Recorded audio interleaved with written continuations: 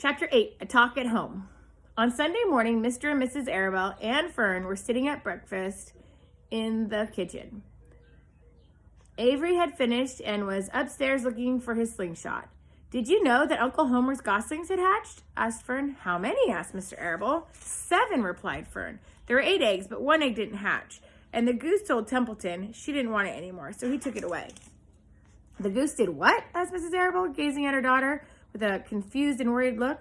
"Told Templeton she didn't want the egg anymore," repeated Fern. "Who's Templeton?" asked Mrs. Arabelle. "He's the rat," replied Fern. "None of us like him much." "Who's us?" said Mr. Arabelle. "Oh, everybody in the barn cellar. Wilbur and the sheep and the lambs and the goose and the gander and the goslings and Charlotte and me." "Charlotte," said Mrs. Arabelle. "Who's Charlotte?" "She's Wilbur's best friend. She's terribly clever." "What does she look like?" asked Mrs. Arabelle. "Well," said Fern thoughtfully, "she has 8 legs. All spiders do, I guess." "Charlotte is a spider?" asked Fern's mother. Fern nodded. "A big gray one.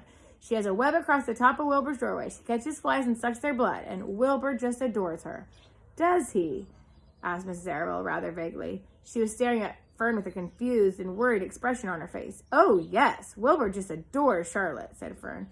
"Do you know what Charlotte said when the goslings hatched?" "I haven't the faintest idea," said Mr. Arabelle. "Tell us."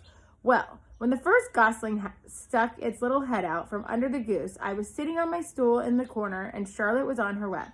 She made a speech. She said, 'I am sure that every one of us in the barn cellar will be gratified to learn that after 4 weeks of unremitting effort and patience on the part of the goose, she now has something to show for it.' Don't you think that was a pleasant thing to say?" "Yes, I do," said Mrs. Arabelle. "And now, Fern, it's time to get ready for Sunday school, and tell Avery to get ready. And this afternoon you can tell me more about what goes on at Uncle Homer's barn. Aren't you spending quite a lot of time there? You go there almost every afternoon, don't you?" "I like it there," replied Fern. She wiped her mouth and ran upstairs. After she left the room, Mrs. Arabelle spoke in a low voice to her husband. "I worry about Fern," she said. "Did you hear the way she rambled on about animals pretending that they talked?" Mr. Arabelle chuckled. "Maybe they do talk," he said. "I've sometimes wondered. At any rate, I don't worry about Fern. She's just got a lively imagination. Kids think they hear all sorts of things. Just the same, I do worry about her," replied Mrs. Arabelle. "I think I shall ask Dr. Dorian about her the next time I see him. He loves Fern almost as much as we do, and I want him to know how weird she's acting about the pig and everything. I don't think it's normal. You know perfectly well that animals don't talk."